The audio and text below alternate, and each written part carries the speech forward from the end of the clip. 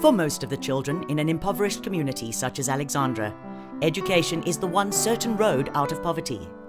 But though there are more than 15 schools in this township, it seems that developing literacy is not guaranteed. Too many children are arriving in high school barely able to read their textbooks and unable to write at the required level. This scenario is not peculiar to Alexandria. Something has gone awry in our education system, not just here, but across the country. Most national and international assessments of literacy levels in South African schools reveal shocking results. In fact, across the country, literacy, the very basis of education, is in crisis. Welcome to Phenduka Literacy Project. It's a project that's working hard to improve literacy skills in some of the primary schools in Alexandria. Phenduka is isiZulu for turnaround, and that's what we're trying to do with these children, because they're either struggling to read after 7 years of schooling, or else they're not reading at all. We think of it as rescue reading, because if they don't learn to read this year, their final year of primary school, they'll either fail grade 7, or if they're put up into high school, they're going to drop out within a year or two. They can't read their textbooks, they can't write their assignments.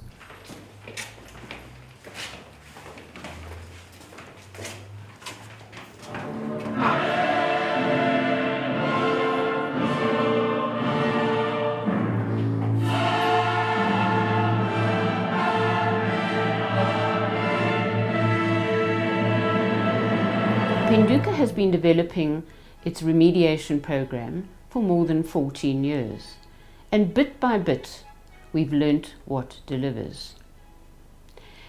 We use a mix of methodology from the research at Wits Education faculty into literacy, but also through our own experience and through trial and error. Before we look at the program in action, let's try to understand the methodology that underpins it. When you meet an obstacle on the road, you don't just drive into it, you take a detour. In this film, we are going to show you a detour that you can use if your obstacle is poor literacy. Each of these letters stands for a step in the program, and we are going to explain each phase, each step of the way, and then we're going to show you what it looks like in the classroom. Teachers need to know what level of reading the child is at so they can give support when needed. Many children climb the ladder of primary school with a very shaky grip on reading and writing and no literacy at all. When they are pushed up on grounds of age into high school, they won't be able to read their textbooks or write their assignments. Diagnostic testing makes sure that teachers can intervene before it's too late. The bag fell as she hoped it. They also find it difficult to climb trees.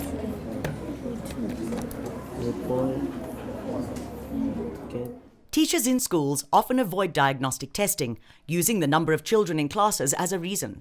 But diagnostic testing can be done quickly and effectively in a short time, using a range of simple stories at the appropriate level, with no unfamiliar vocabulary. No, you can't read. Okay. So we'll take you to Phenduka, and Phenduka is going to help you with your reading. We are careful to use different stories with children sitting close to each other, so that they can't parrot what they have heard others read. Column 5 is where a second language English child is expected to be at grade 7. Column 4 learners need improvement in fluency. Column 3 learners are very weak. Column 2 is where we place a child who reads at a foundation phase level. Column 1 is for a child who still cannot read at all. Children in these first two columns need help urgently. Our program gives them that help. We take all the children in the first two columns with us on our remedial program at our venue. Then we ask teachers to assist us in children that they think need our assistance. You can imagine how children feel when they've got to grade 7 of primary school and still can't read. They feel wordless and inferior. Though some children cover this up with bad behavior. Often they've been told that they can't read because they are stupid. School is an unhappy place for them. So at Phenduka, we start by creating an atmosphere that is free of fear and mockery. Their self-esteem is usually very low. We need to reassure them that they can learn to read with the right method. From column 1 up to column 5. That is where we want all of you.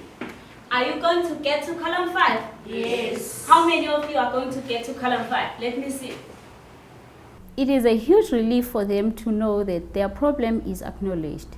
There is no blame and that a way will be found to help them. Remember, grade 7s, at Phenduka, you don't laugh at each other. When the other child is reading and is not getting it right, you do not laugh because we do not take each other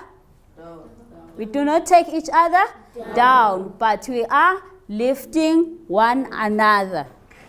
It was supper time at my house, so we all sat down to eat.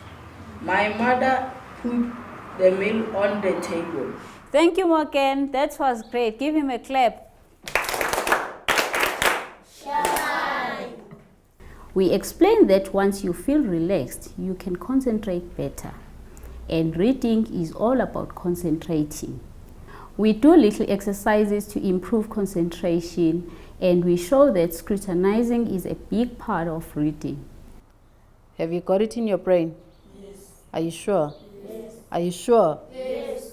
Write it down. We show them how the brain takes photographs of things around us, so we all have pictures in the brain. And that we can also make pictures of words in our brain. Have you got your cameras ready? Yes. And where are you putting the pictures? In your brain. Remember that. In schools where literacy levels are low, there's often poor understanding that reading involves looking at words and building up visual memory of the shape of a word. Teachers resort to parroting. Their eyes are not taking the word in. We make sure children examine words carefully. Attending to the emotions, that's the E of the detour, means that reading must be pleasurable. There must be good reasons to work so hard at decoding all those little squiggles on the page. And that means, of course, reading stories. But at Phenduka, we tell stories first, so that the entry into a story is oral. We want a story to be experienced and felt and acted out before children get down to that difficult activity of grappling with text. Hot log and take it to the sand people to cook their food. Long, long ago, there was a old street and back to this save them. God said, bring me some sand from the bottom. It's only once the story is, so to speak, in the bones that we allow the children to read the story text. So this is no longer a painful and embarrassing experience for the child. It's a breeze. The core of our program is giving learners tools of reading. Reading is decoding symbols on a page. This isn't child's play. Every culture has its own symbols that stands for sound and words. Chinese children have to learn over 80,000 symbols because each word or word part has its own symbol. In our alphabetic system, children only need to know an alphabet of 26 letters because these are arranged in different ways to make words. Unfortunately, many poorly trained teachers in South Africa get stuck teaching names of letters. They think that's enough, but names of letters don't help you to read. You need sounds. It's 9 o'clock, go to bed. No, what does she say? Go to bed, bed. And if you see a pretty cat, do you say, oh, look at that lovely cat? What do you say? Look at that cat, cat. Remember, we need the sounds, not the names of the letters. And that's why we always say goodbye to the names and hello to the sounds. So let's once again say, bye-bye names. Bye names. We'll call you for spelling. We'll call you for spelling. Hello sounds. Hello sounds. We need you now for reading. We need you now for reading. Remember, the black ones, the plain ones, are the easy ones. They're easy because there's only one sound. So let's do them quickly. I'm going to jump, all right?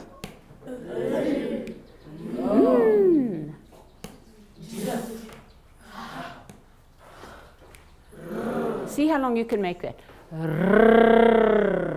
This one.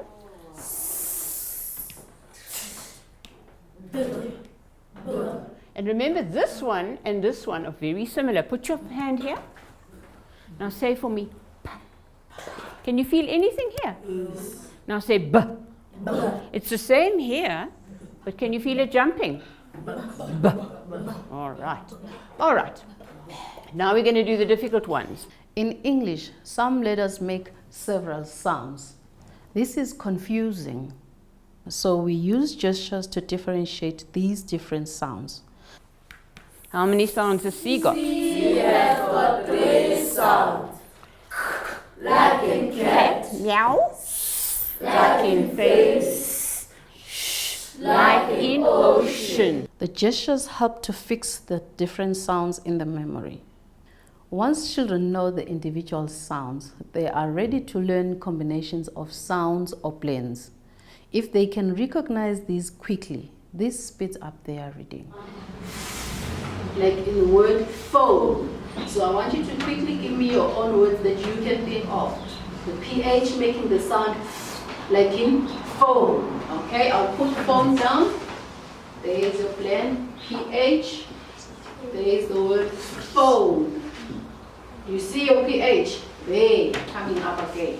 Morgan? Photograph. Photograph.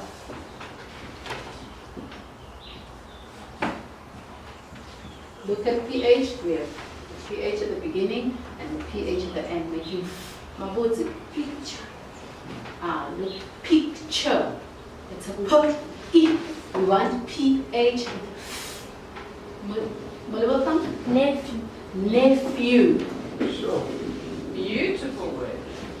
Nephew. There's a F in the middle. Phone, sleep, shout, think, chat, glass, drive, break, blow, fly, grow.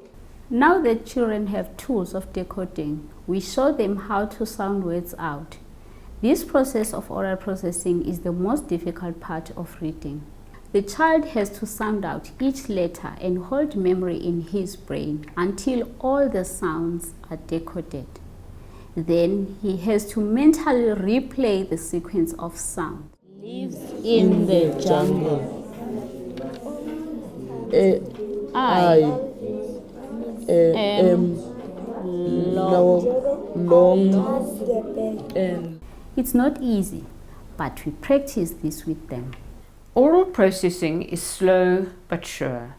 It's a vital part of learning to read and is essential for what is called word attack. That's grappling with words that are unfamiliar. But there is another way to learn to read, and that is through recognizing the shape of a word. If you look at this, you don't have to look at each letter individually. It's got a very specific shape. And this one's quite different. We teach children that the brain can take photographs of words, just like it can take photographs of things. It makes pictures of those words in the brain. You saw that with the spelling. We call this method the look-say method. Word webs teach children to read and recognize the words around a theme. This makes it easier for them to remember the words, and it also develops their vocabulary. Many of the children who are behind in their reading are being held back by limited English. So with word webs, we are developing vocabulary at the same time as improving reading fluency. Now let's sound it out together from left to right. Let's sound this one out. J, A, N, G, O, T. J, angle, oats. What is the word? Yes, doctor? Jungle oats. Would you come find jungle oats for us on the board?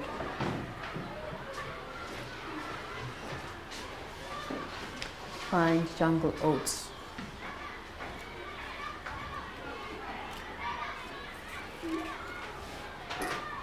Yes, you got that one right. Let's do the next one. Look. Look first. Look here. Now let's sound it out together. P, I, N, A, T. B, A, T, E. P, I, N, A, T, B, A, T. Yes, Michelle? Peanut butter. Find peanut butter for us.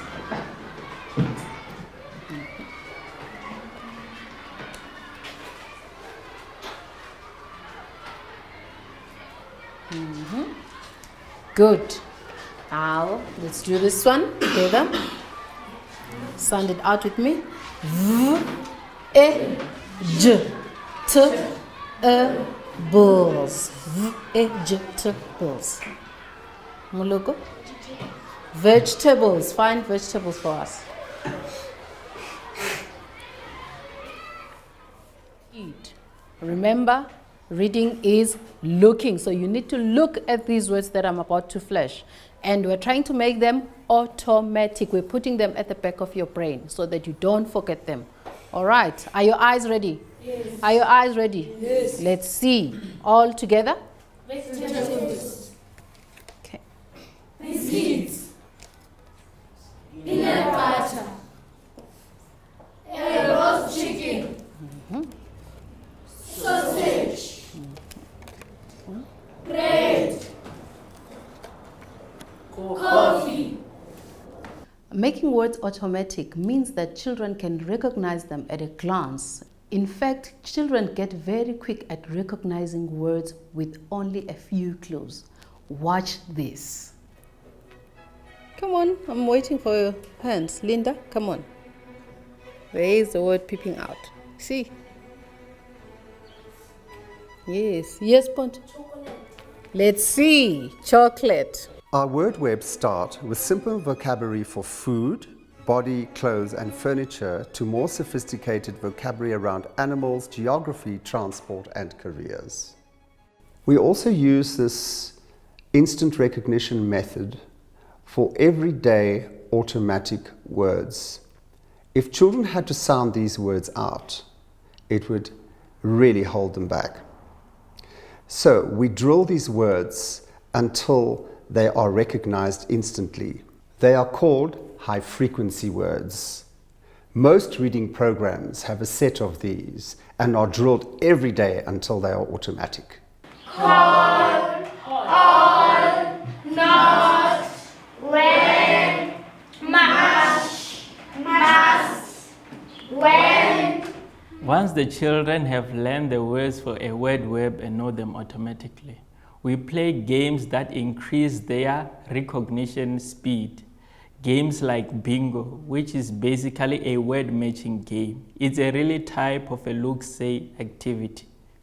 Word games like matching up the parts of a word make children look more carefully at the parts of the word and the order of the letters inside the word. It's a sophisticated way of sounding out. Now children are ready to read the related text. Our texts are designed in such a way that they only use vocabulary from the word webs we've been teaching and from the high frequency words that they've learned so far. Because they know those words, they're so familiar, children have such a thrill in reading and discovering that they can read quite fluently. At Phenduka, we call this step-by-step, careful approach to the text microscaffolding.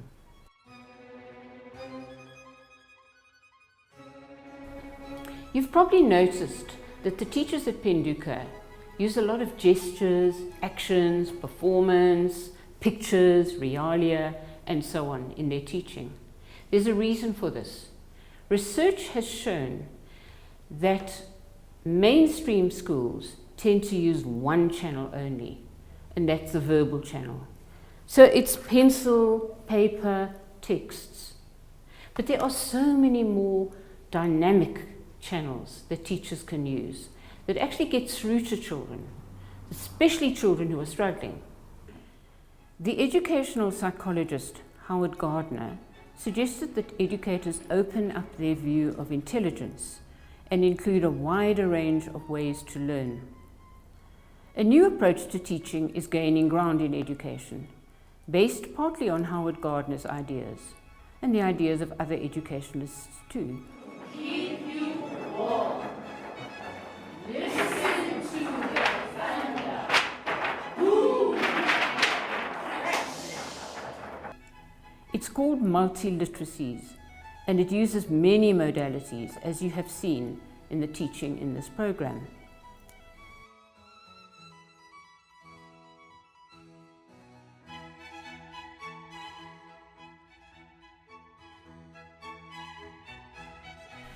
Here is a chart to show some of the channels or modalities one can use to make learning more dynamic. If children have spent 6 years in school using a purely verbal method, does it make sense to go on doing the same?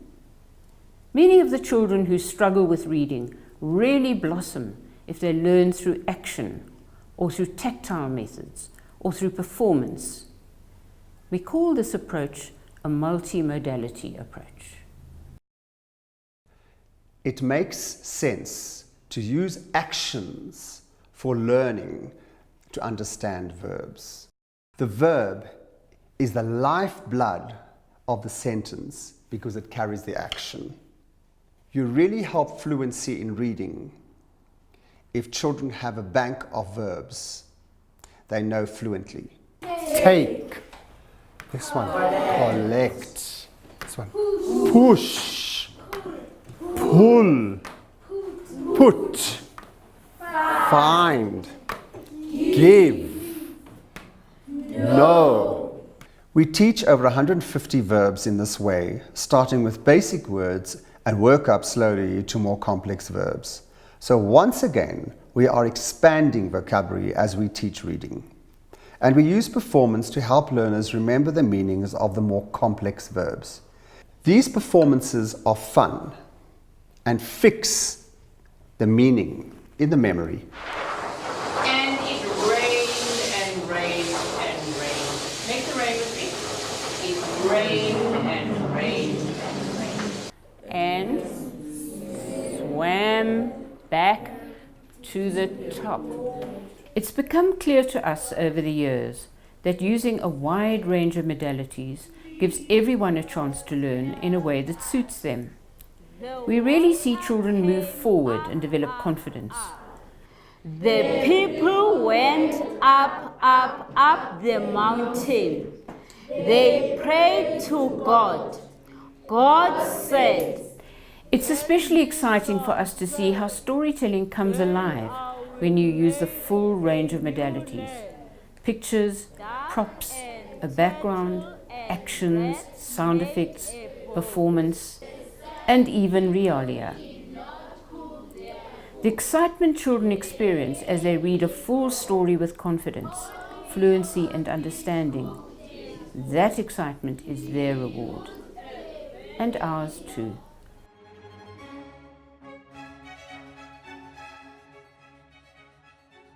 You have seen how we use microscaffolding to prepare for each text. But that's not the end of the story. Beginner readers need a great deal of practice to develop fluency and confidence. And here is how we give them practice with both familiar and unfamiliar text. The people said to the animals, "Get us some sand from the bottom." First, the duck dived down into the water, but he could not reach the sand. Then the turtle dived down. A child I would like to eat him. Eat her body.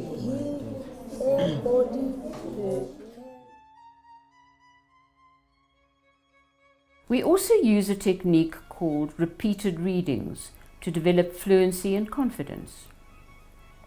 Research into literacy suggests that reading the same text over a few times really develops fluency. We know that practice makes perfect, but of course the danger is boredom if you're reading the same text again and again. Here's how we give lots of practice without risking boredom. Are you ready? Yes. Now, I want you to talk to your eyes. Say, "Eyes, move faster." Eyes, move faster. Don't let me down. Don't let me down. Okay, are you ready? Yes. I'm going to give you 2 minutes. Your time starts 3, 2, 1, go.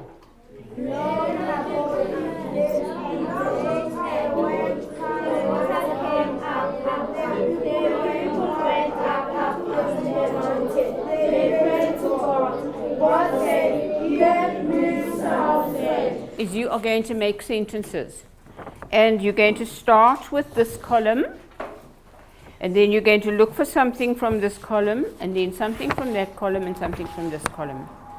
So, and then you're going to join them up. I go to strong. And from strong, I go to coffee. Oh, now I can read my sentence. My sentence says, Our uncle likes strong coffee. You can see with this exercise, children are making sentences using the vocabulary they already know. The reading and creation of sentences moves smoothly into writing, which is the next big step in the journey of literacy. And that is already beginning to take shape as children integrate more and more words into their mental bank of words they can use for reading and writing. One day